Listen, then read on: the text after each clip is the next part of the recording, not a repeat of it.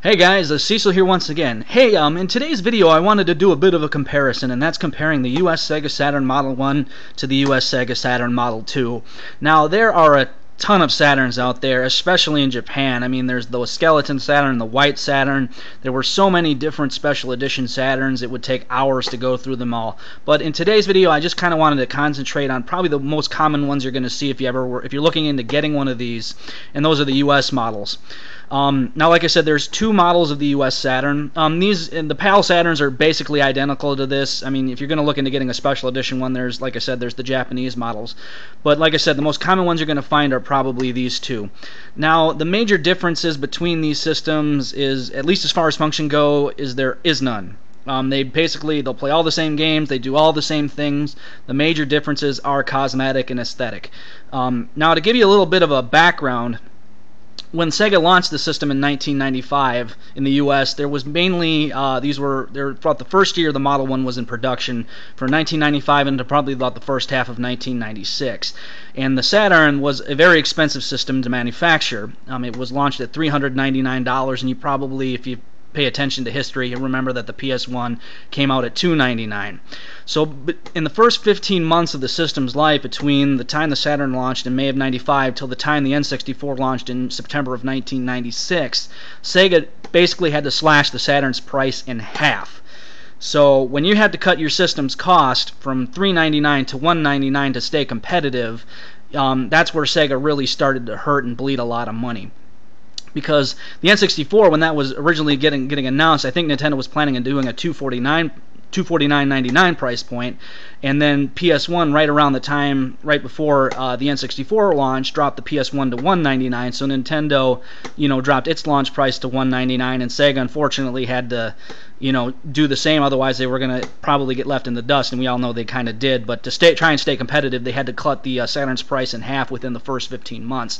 So to help reduce costs, they kind of went with the Model 2 over here. Now, the major differences we'll kind of start out, as you can probably see between the two, is the front faceplate. On the Model 1, they've kind of got this glossy piano-style finish with these nice oval buttons, a nice big eject button, and they've also got a power light and a CD access light. And they completely got rid of that on the Model 2. They just kind of had these more rounded buttons here for the power and the reset, a smaller eject button. They completely got rid of the access light, and it's just kind of got one small little green power light. The lids are pretty much identical. They open and close the same. No difference on that. The Sega logo on the Model 1 is kind of on the lower left-hand corner. It's not on the top on the Model 2. They just put it in the front. And also you can kind of see the lines are definitely a little bit different. Another little thing I was always kind of curious about were these, I don't know, might be a little bit tough to see in the video here, but they kind of got these little divots on the Model 1, and they completely got rid of those on the Model 2.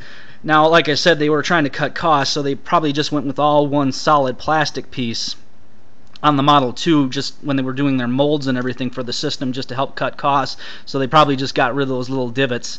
And honestly, I don't know if it's just like when you're holding the system down, maybe for the grip, when you're pushing in and out any cartridges on the cartridge slots there, maybe that's what those were for. And the cartridge slots are also identical. Now, there's a bit of maybe a misconception with some people out there that the Saturn can play Genesis games, and that's not the case. These are mainly for memory expansion and stuff like, your 1 and 4 meg RAM expansions, your memory cards. Work great for Game Sharks and the Pro Action Replay and whatnot.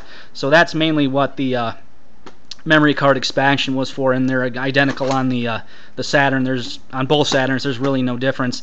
There's a few other minor cosmetic differences. On the Model 1 right here, you can see they kind of got vents and this textured plastic, and on the Model 2, they completely eliminated that, again, just to cut costs and everything.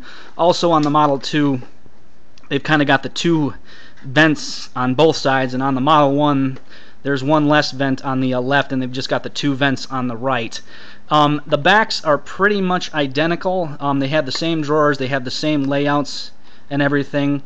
You can always open up the little back here, and this is where you gain access to the battery and everything. If I can get the dang thing open, there we go. It's just like there's it's a CR2032 camera battery to power the internal memory, and that will die over time. So you probably are going to want, if you're ever looking to get a used Saturn, you're going to probably come up with a system that's got a dead battery unless the seller replaced it. And you can't really see it in the video, but way back in there's a cartridge slot, and that cartridge slot allows you to put a cartridge that'll either allow you to view photo and or VCDs. That was really only ever a feature that was kind of used in Japan. We never really got anything like that in the US, but mainly just for you know, an extra features for the system, which is something the PlayStation really can't say they had, at least not right off the bat like the Saturn did. And I'm probably just going to ignore that drawer because it just doesn't want to get into place. There we go.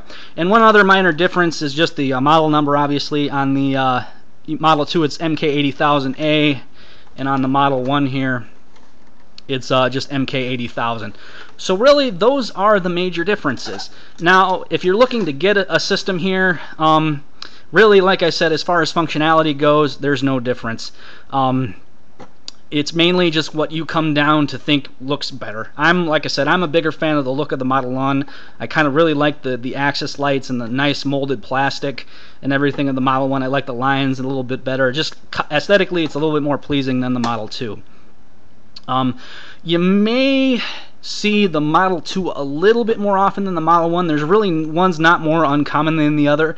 The only reason I say that is because by the time Sega started doing, they had the big promotion with the Saturn. If you ever own one or remember, there was that 3 free games promotion where you got Virtua Fighter, Daytona USA, and Virtua Cop.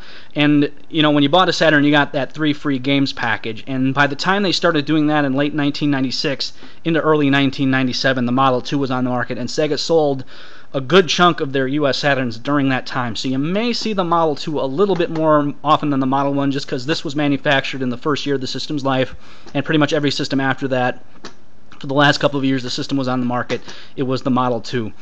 Otherwise, like I said, functionality, there's no difference. If you don't care, you know, grab whichever one you find. It'll probably, a US Saturn these days will probably run you maybe 30 to 40 bucks at any kind of independent game store or online, depending. You know, if you're gonna see, if you see someone trying to get 60, 70 bucks, it's too much.